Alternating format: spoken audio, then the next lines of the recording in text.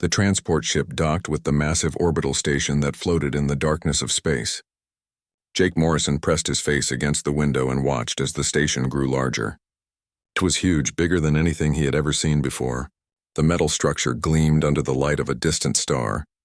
This was Kepler 7, the most famous school in the entire galaxy. Jake felt his stomach twist with nervousness. He was one of only 3 humans selected for this program. The other 2, Lisa Hayes and Peter Grant, sat beside him in the transport. Lisa was reading something on her datapad while Peter stared out the window just like Jake.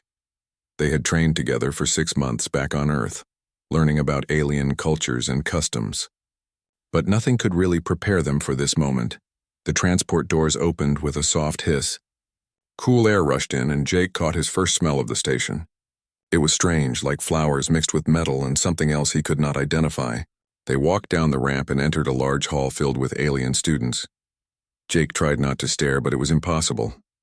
There were creatures of every shape and size imaginable. Some walked on 2 legs like humans, while others floated or crawled. One group of students looked almost like tall, thin ghosts with skin so pale he could see through it.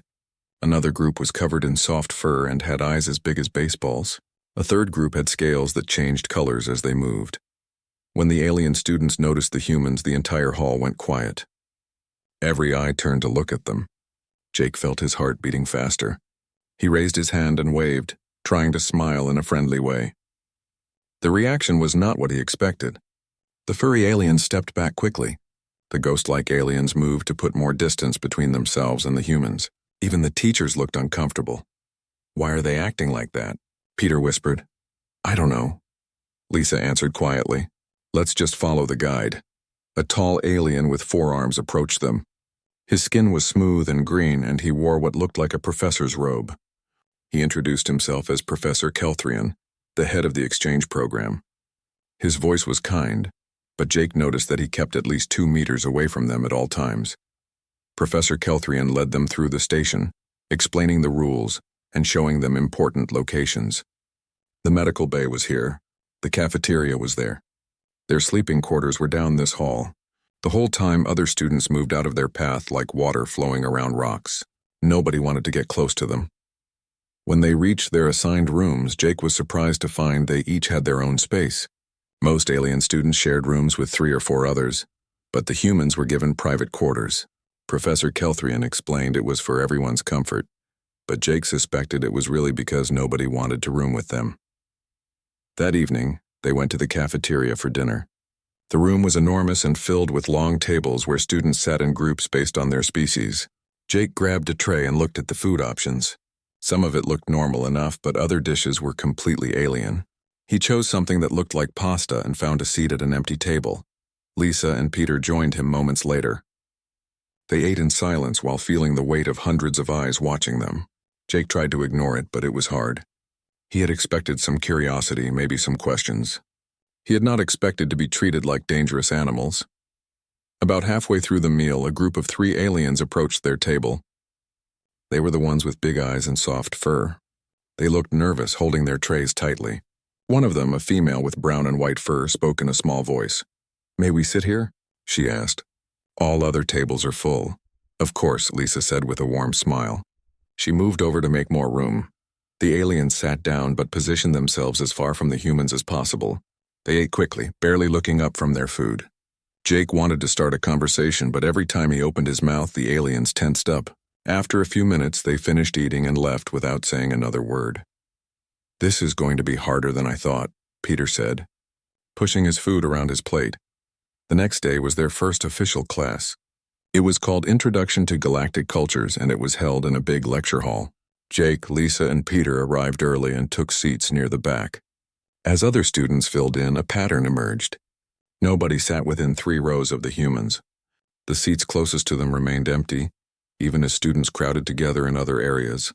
The professor, a crystalline being that sparkled when it moved, began the lecture by talking about diversity in the galaxy. She explained that there were thousands of different species, each with unique histories and abilities. She talked about the importance of understanding and respecting differences. Jake found it ironic. Here was a lecture about acceptance, and yet he and his friends were being completely isolated. After class, they had physical education. The instructor was a large alien with scales and a long tail. His name was Velthor, and he seemed more comfortable around humans than most others. He led them to a training area and explained that today they would be doing a simple fitness test. The course was set up like an obstacle challenge. There were walls to climb, beams to balance on, and ropes to swing from. It looked easy to Jake, like something from a children's playground back home. The alien students went first, and Jake watched with growing confusion. They struggled with every obstacle. Climbing a wall that was barely 2 meters high took them several minutes. Swinging across a gap of 3 meters seemed to exhaust them completely. When it was Jake's turn, he approached the course casually. He jogged up to the first wall and vaulted over it easily. He ran across the balance beam without slowing down. He grabbed the rope and swung across the gap, landing lightly on the other side. He finished the entire course in less than a minute and was barely breathing hard when he stopped. The training area had gone completely silent. Every alien was staring at him with expressions of shock and fear. Velthor looked at his data pad and then back at Jake several times as if he could not believe what he was seeing. That was... Velthor paused, seeming to search for words. Much faster than expected. "Are you a soldier, Mr. Morrison?" "No, sir," Jake said, confused by the question. "I just ran track in high school." This was pretty easy. The whispers started immediately. Jake heard words he did not understand in alien languages, but the tone was clear. They were afraid of him. He looked over at Lisa and Peter, who both looked as confused as he felt. What had he done wrong? It was just a simple obstacle course. Any human teenager could have done the same thing. As they left the training area, Jake heard one alien whisper to another in broken English. "Deathworlder," the alien said, and the word sounded like a curse. The comparative biology class was scheduled for the 3rd week of the semester. Professor Yathara was a fascinating creature made of something that looked like living crystal. Light passed through her body and broke into rainbow colors. When she moved, she made soft chiming sounds. Despite her unusual appearance, she had a warm teaching style that made even the nervous students feel comfortable. The lesson plan was simple enough. Each species would give a presentation about their home planet. The goal was to help everyone understand why different aliens had different physical abilities and needs. Professor Yathara believed that knowledge would create understanding between species.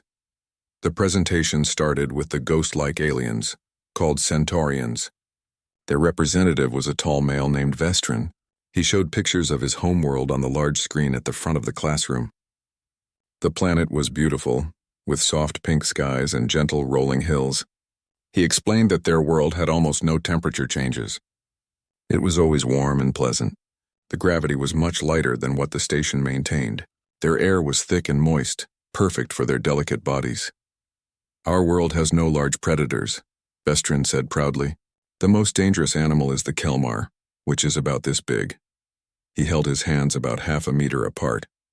"They eat plants and sometimes accidentally step on smaller creatures. But they mean no harm." The class listened politely. Other students nodded along, seeming to relate to what Vestrin described. Their own world sounded similar when they briefly shared details. Next came the furry aliens called Draxians. The female who had briefly sat with the humans in the cafeteria stood up. Her name was Thera, and she spoke so softly that the computer had to amplify her voice. She showed images of endless forests with trees that had purple leaves. Her world looked like a peaceful garden.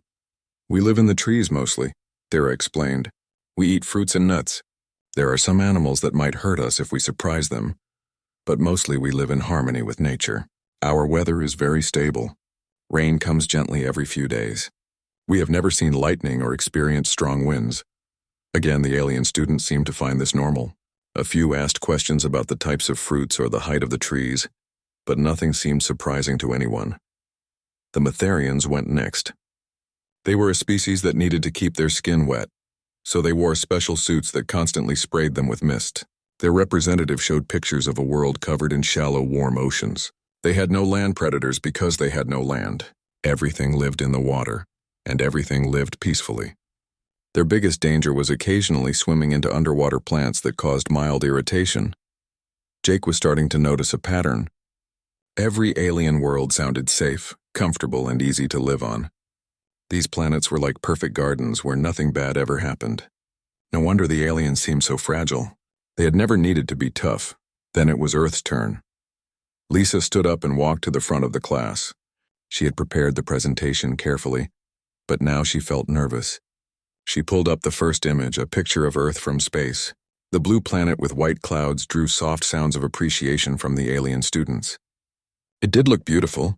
Earth is our home, Lisa began. Our planet is about 12,000 kilometers in diameter. It has one moon and orbits a yellow star we call the Sun. So far, this was similar to other presentations. Then Lisa brought up the next slide, and the atmosphere in the room changed. Our gravity is about 1.2 times what the station maintains. Lisa continued. Most of you would find it difficult to move around on Earth's surface. The extra weight would be very tiring for species not adapted to it. Several aliens shifted uncomfortably in their seats. Our air contains 21% oxygen, Lisa said, reading the next fact. She heard gasps from around the room. Professor Yathara's crystal body stopped chiming for a moment. That is correct, class. Earth's oxygen levels are extremely high. For most species here, breathing Earth's air would be poisonous. The oxygen would damage your cells very quickly. Lisa had not known that. She looked at Jake and Peter, who seemed equally surprised. They had been told their air was different, but not that it was deadly to most aliens. We also have extreme weather, Lisa continued, feeling more nervous now. She showed videos of lightning storms. The bright flashes and loud thunder made several students jump in their seats. Then came a video of a tornado, its dark funnel destroying everything in its path. Some aliens made frightened sounds. A hurricane was next, with waves as tall as buildings crashing into the coast. These weather events happen regularly, Lisa explained. Humans have learned to predict them and take shelter, but they can still be very dangerous. How often do these storms occur? Asked a Centaurian student, his voice shaking. Somewhere on Earth there is a thunderstorm happening almost every moment, Lisa answered. Tornadoes are less common, but still happen hundreds of times per year. Major hurricanes hit coastal areas several times annually. The classroom was completely silent now. Every alien was staring at the screen with expressions of horror. We also have earthquakes, Lisa continued. Our planet's crust is broken into pieces called tectonic plates. When they move, the ground shakes. Buildings can fall down. Mountains can form. Volcanoes erupt and pour out melted rock. She showed a video of a volcanic eruption. Red-hot lava flowed down the mountainside while ash filled the sky. Several alien students looked away from the screen. But the worst part, Peter said, standing up to join Lisa, is probably the wildlife. He took control of the presentation and brought up pictures of Earth's animals. First was a great white shark, its mouth open to show rows of razor-sharp teeth. The image was taken from underwater, showing the massive predator swimming toward the camera. This is a shark, Peter explained. It lives in our oceans and hunts other animals. It can grow up to 6 meters long. Humans sometimes get attacked by sharks when swimming. Why would you swim where such monsters live? A Draxian student cried out. Because we enjoy swimming, Peter said simply. We just have to be careful. Next came a picture of a lion, its mane thick and its teeth bared. This is a lion. It hunts in groups and can take down prey much larger than itself. Then a bear standing on its back legs, looking enormous and powerful. This is a bear. It is strong enough to bend metal and fast enough to outrun a human for short distances. Then snakes, spiders, crocodiles, and more. Each image brought new sounds of fear and disbelief from the alien students. Jake stood and took over the presentation for the final part. These are just some of the animals that can kill humans. There are hundreds more. Humans evolved on a world where we were prey. We were not the strongest or fastest creatures. We did not have natural weapons like claws or venom. We survived because we learned to think, to work together, and to never give up. He showed pictures of early humans, living in caves, hunting with primitive weapons, building fires to stay warm and cook food. Our bodies adapted to our dangerous world, Jake continued. We became endurance runners, able to chase prey for hours until it collapsed from exhaustion. We developed strong bones to handle our high gravity and frequent injuries. Our immune systems became powerful because our world is full of diseases and parasites. We even learned to eat foods that are poisonous to many other species. This is madness, whispered a Matharian student. How does your species still exist? Because we are stubborn, Jake said with a slight smile. We refuse to give up. We adapt, we overcome. That is what being human means. Professor Yathara had been quiet during the entire presentation. Now she spoke, and her voice carried a tone of understanding. Class, this explains everything about human physiology that has puzzled the medical staff. Their dense bones, their powerful muscles, their aggressive immune systems, all of it makes sense now. Humans come from what we classify as a Class 12 Deathworld. Deathworld? Lisa asked.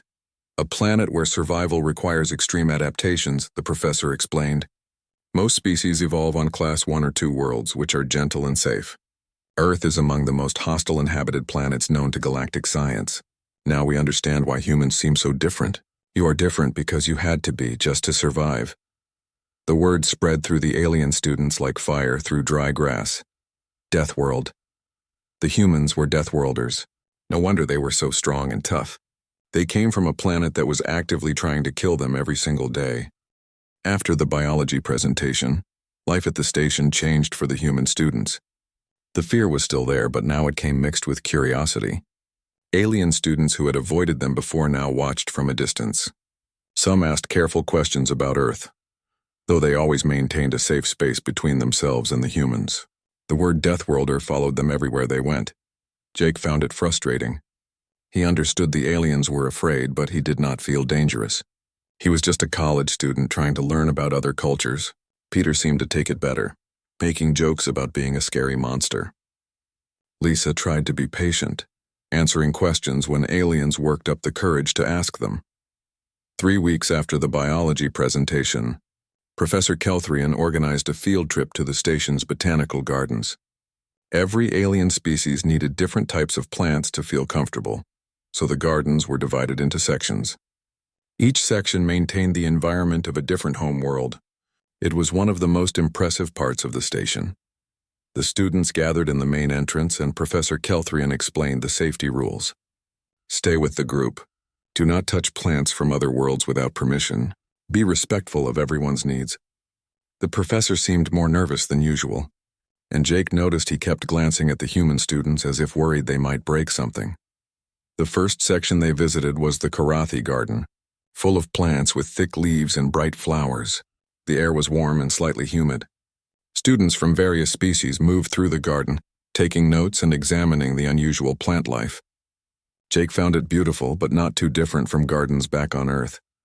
They were moving toward the Draxian forest section when it happened. Thera, the soft-spoken Draxian student, suddenly made a choking sound. Her large eyes went wide and she stumbled backward. Before anyone could react, she collapsed to the ground. Her body began shaking violently, her limbs jerking in uncontrolled spasms. Foam appeared at her mouth and her fur stood up straight all over her body. The other students screamed and backed away. Some of the aliens looked like they might faint from fear. Professor Kelthrian pulled out his communicator with shaking hands, trying to call for medical help, but he was so frightened that he kept dropping the device. Lisa was already moving. She ran to Thera and dropped to her knees beside the convulsing Draxian. Her training from her pre-med classes at Earth's university kicked in automatically. She had studied emergency medicine because she wanted to be a doctor someday. "She's having a seizure," Lisa called out. "We need to protect her head and airway. Stay back," Professor Kelthrian shouted. "You will hurt her." Draxians are extremely fragile. Their bones break easily. But Lisa was not listening. She gently rolled Thera onto her side, supporting the Draxian's head with her hands. Thera's body continued to shake, but Lisa held her carefully, making sure she would not hit her head on the ground or bite her tongue. Her hands were steady despite the chaos around her. Jake appeared beside Lisa, kneeling on Thera's other side. "What do you need?" he asked calmly. "Time the seizure," Lisa said. "Medical will need to know how long it lasts." Jake pulled out his datapad and started a timer. Peter was already clearing a space, moving the panicking alien students back to give Lisa room to work. Some aliens were crying. Others had frozen in shock. But the 3 humans remained calm and focused. 60 seconds, Jake reported. "Okay," Lisa said, her voice steady. Still normal range. "Come on, Thera. You're going to be fine." 90 seconds, Jake said. Professor Kelthrian had finally managed to call medical, but his voice was high with panic. "Student collapsed!" "Seizure, hurry." 2 minutes, Jake announced. The seizure began to slow down. Thera's violent shaking became smaller tremors. Her breathing, which had been fast and shallow, started to even out. Lisa continued to hold her gently, talking in a soft, reassuring voice, even though Thera probably could not hear her. "You're okay. We've got you. Just breathe." Everything is going to be fine. By the time the medical team arrived 4 minutes later, the seizure had stopped. Thera lay unconscious on the ground, her chest rising and falling steadily. Lisa had positioned her in the recovery position, one that would keep her airway clear and prevent any problems if she vomited. The medical team consisted of 3 aliens, including Dr. Shentari, a Venlari physician with 4 arms and calm, professional movements. She stopped dead when she saw Lisa kneeling beside Thera, human hands still supporting the Draxian's head. "You touched her?" Dr. Shentari asked, her voice filled with disbelief. "During the seizure? With your bare hands?" "Of course," Lisa said, looking confused. "She needed help. I had to make sure she didn't hurt herself." "Move aside, please," the doctor said, though her tone was gentler now. She bent down to examine Thera, running a scanner over the unconscious student. The device beeped and displayed information that only the doctor could understand. After a long moment, Dr. Shentari sat back on her heels, looking amazed. "She is unharmed," the doctor announced. "Not a single broken bone.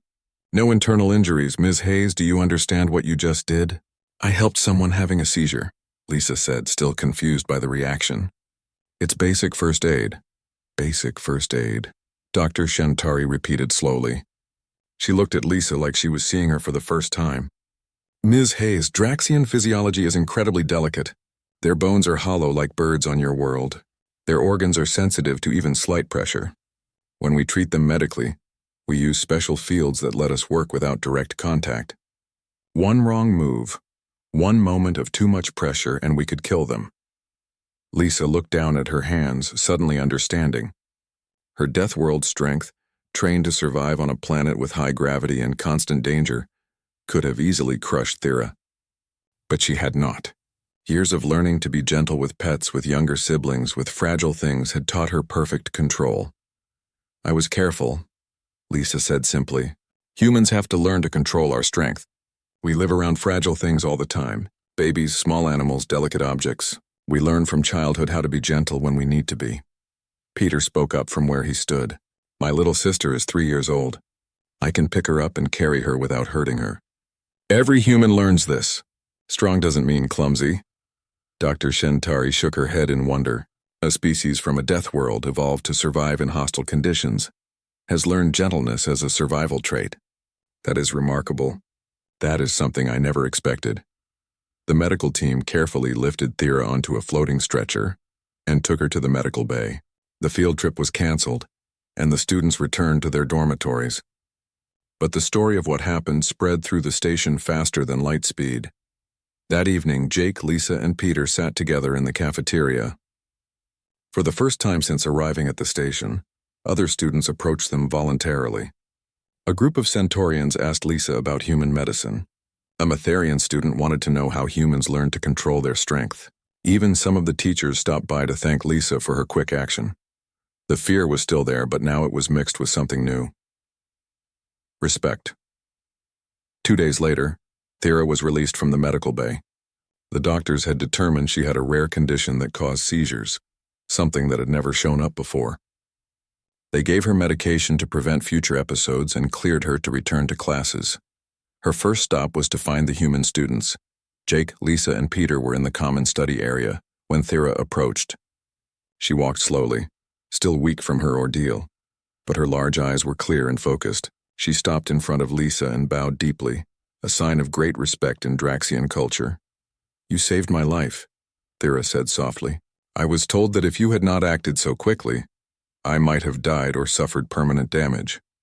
The doctor said your quick thinking and gentle care made all the difference." Lisa stood and smiled. "I'm just glad you're okay. You scared us. I was so afraid of you when you arrived," Thera admitted, her voice even quieter now. "We all were. We heard stories about Deathworlders, about how dangerous they are. When I saw you in the cafeteria that first day, I was terrified just sitting near you. And now I learned that one of those scary Deathworlders saved my life without a moment of hesitation. You were never in danger from us," Jake said gently. "We would never hurt anyone on purpose." Thera looked at each of the humans in turn. "I know that now. I understand something that I did not before. Being strong and being kind are not opposite things. You can be both. You are both."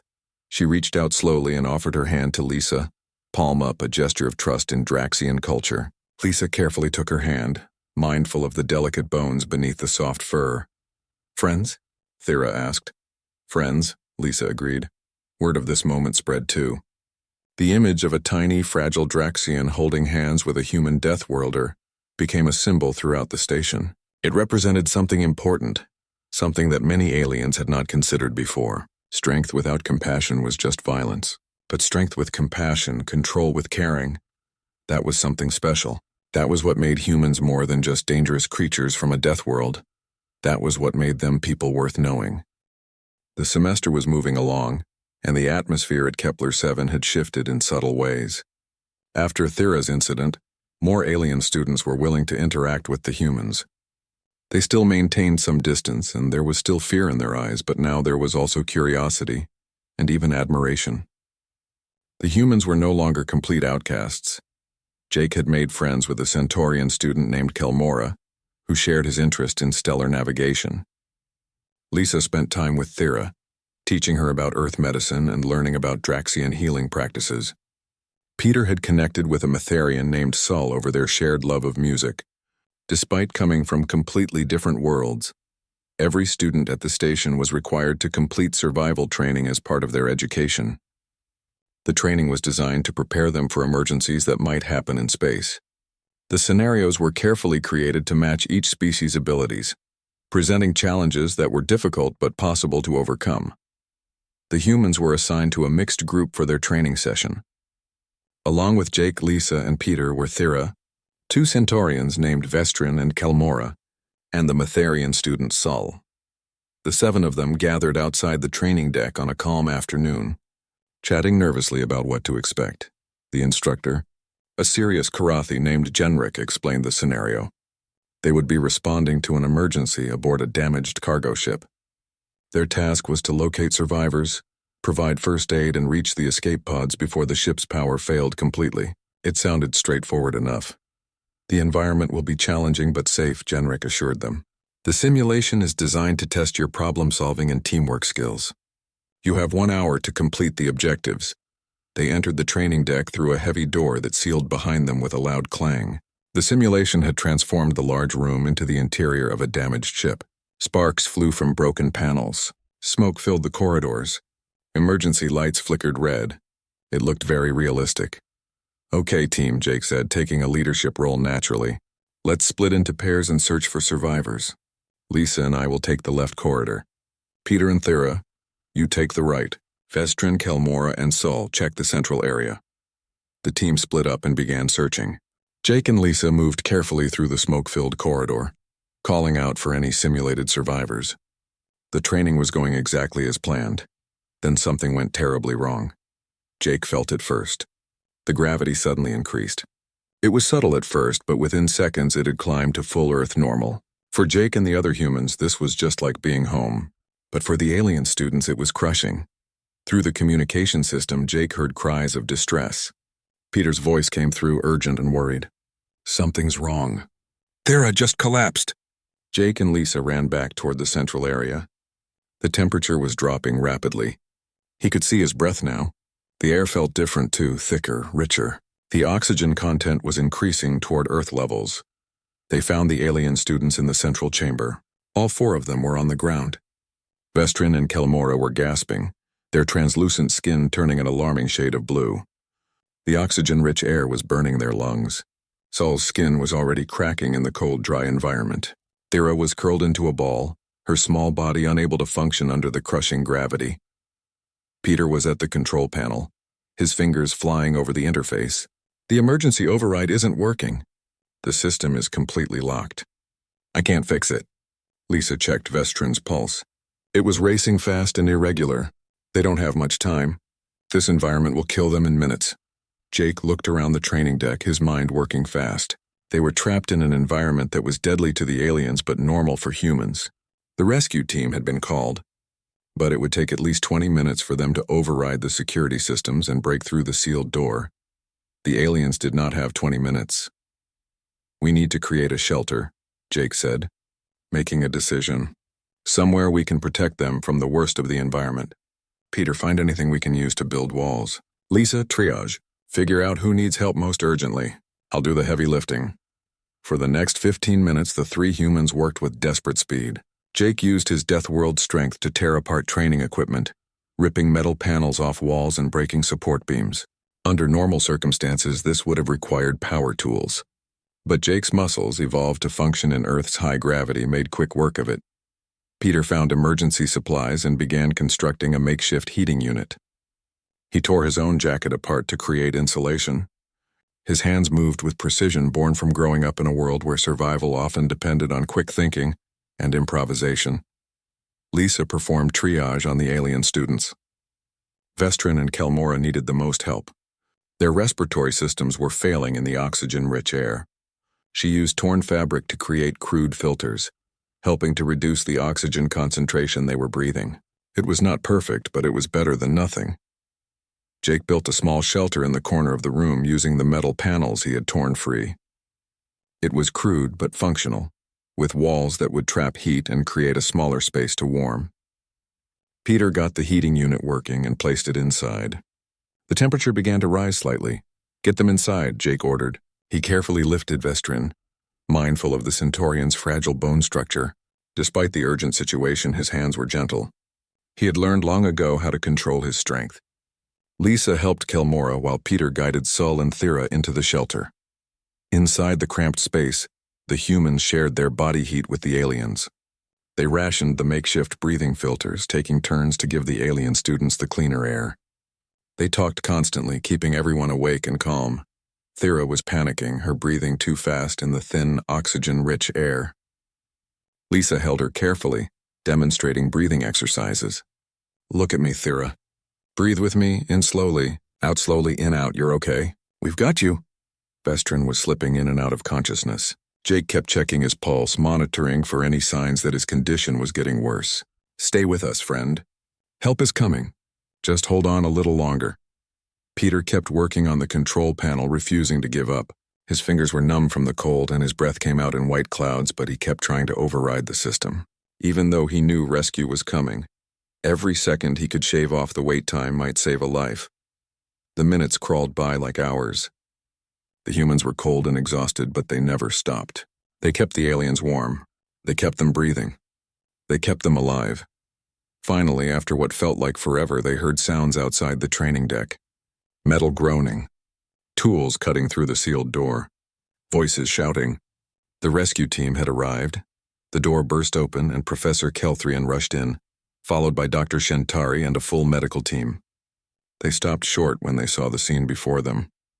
The makeshift shelter, the torn equipment, the three human students covered in frost and minor cuts but still alert and functional, and most importantly, 4 alien students alive when they should have been dead.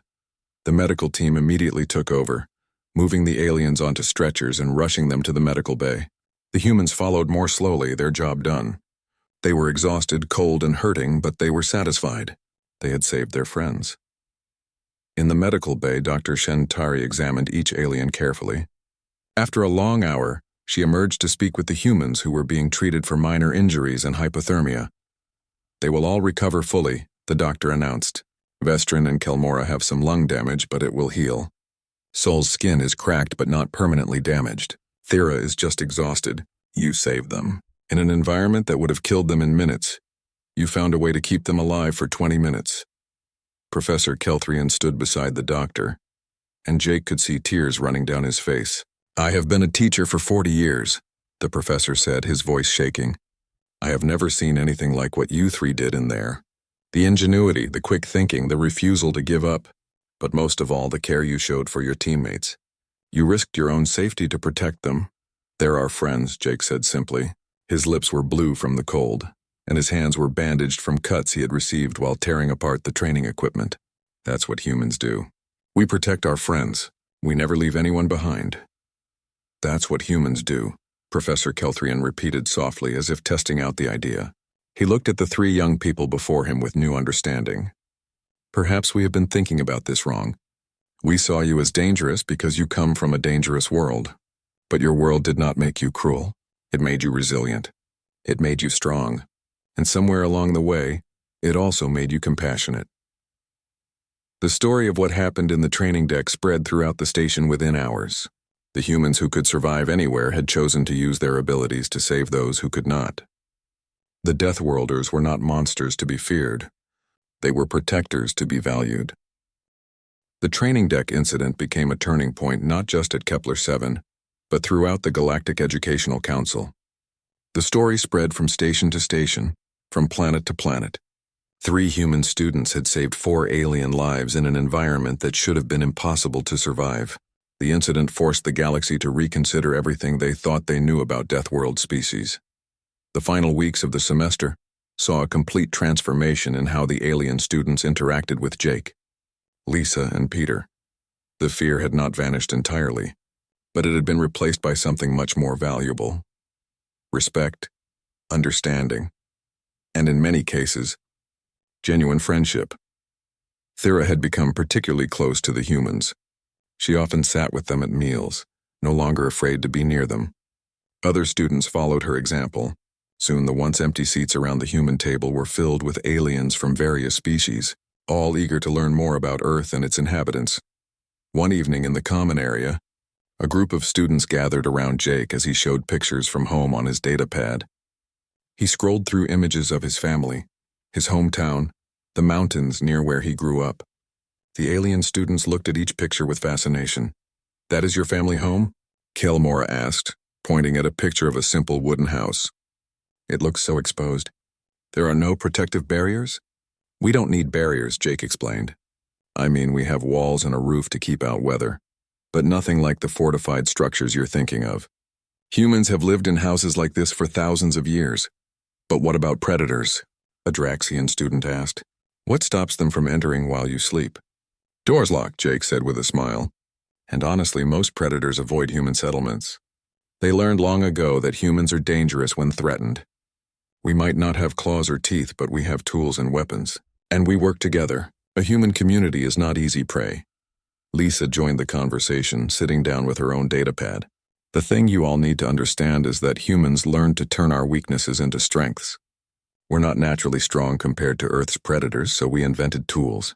We're not naturally fast, so we learned endurance hunting, chasing prey until it collapsed from exhaustion. We're not naturally resistant to disease, so we developed advanced medicine. Every challenge made us smarter," Peter added. "Every threat made us more creative. Our dangerous world forced us to become problem solvers." Professor Yathara had been listening from nearby. She approached the group, her crystalline body chiming softly. "That is a profound observation, Mr. Grant. I have been thinking about this very topic. May I share my thoughts with the class tomorrow during our lecture?" The next day, Comparative Civilizations class was packed. Students who were not even enrolled in the course asked permission to attend.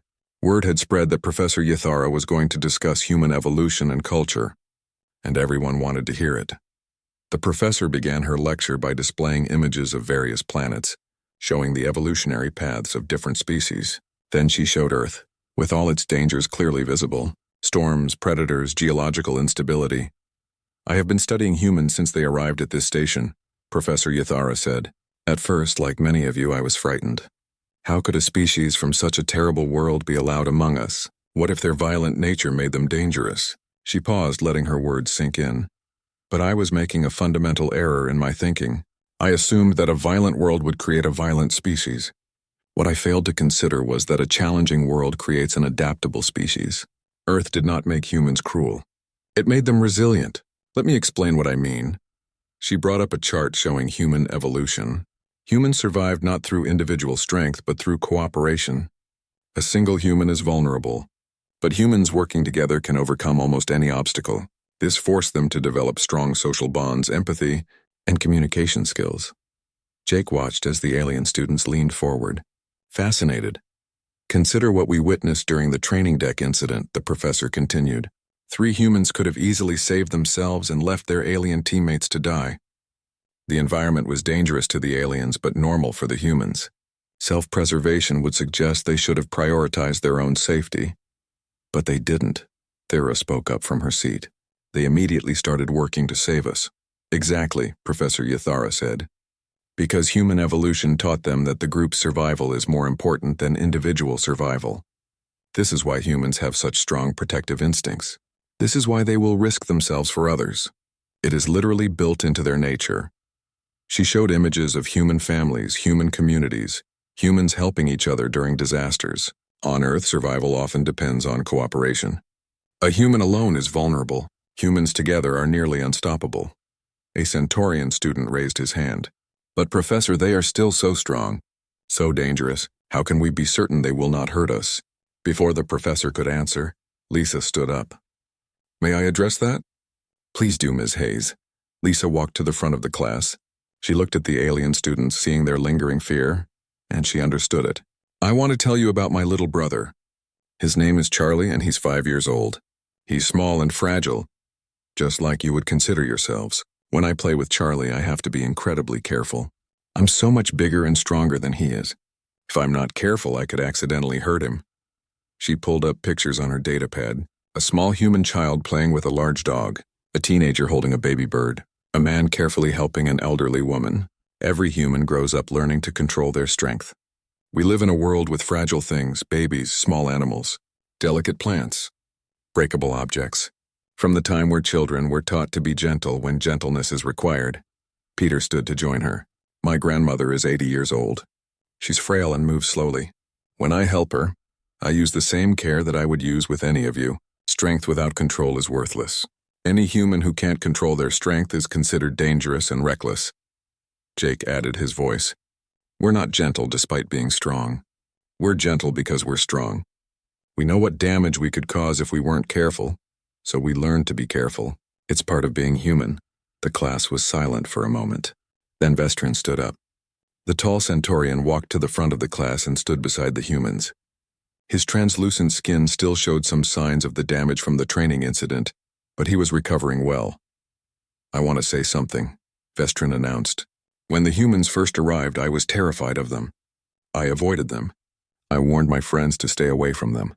I believed they were monsters from a Deathworld who would hurt us without meaning to. He looked at Jake, Lisa, and Peter. But I was wrong. Yes, they are from a Deathworld. Yes, they are stronger than us. Yes, they could hurt us if they wanted to. But they don't want to.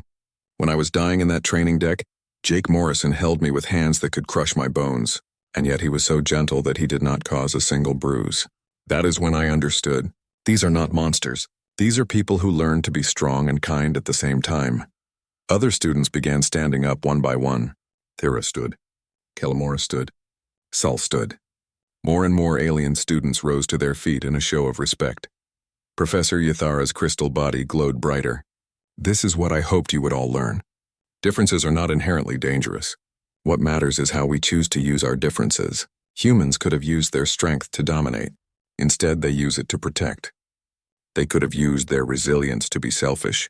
Instead, they use it to help others survive. The semester ended 2 weeks later. On the final day, the station held a ceremony to honor the students who had completed the exchange program. Jake, Lisa, and Peter stood on the stage while Professor Kelthrian addressed the assembled crowd. This semester has taught us all valuable lessons, the professor said. We began with fear and misunderstanding. We end with respect and friendship. The human students have shown us that strength and compassion are not opposites. They have shown us that being from a harsh world does not make a harsh person. Most importantly, they have shown us that we have much to learn from those who are different from us.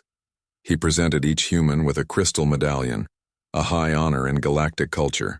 These represent not just your academic achievements, but your contribution to galactic understanding. You have changed how we think about Deathworld species. You have opened doors that were previously closed. As the ceremony ended and students prepared to return to their homeworlds, there were many tearful goodbyes. Thera hugged Lisa tightly, no longer afraid of the human strength. Thank you for saving my life. Thank you for being my friend. Thank you for teaching me that different is not dangerous. Vestrin and Kellamora clasped hands with Jake in the Centaurian gesture of eternal friendship. We will tell everyone on our world about you. About the humans who are strong enough to be gentle. Sul gave Peter a small sculpture made from the materials of his water world. Remember us. Remember that you made a difference here. On the transport back to Earth, the three humans sat together in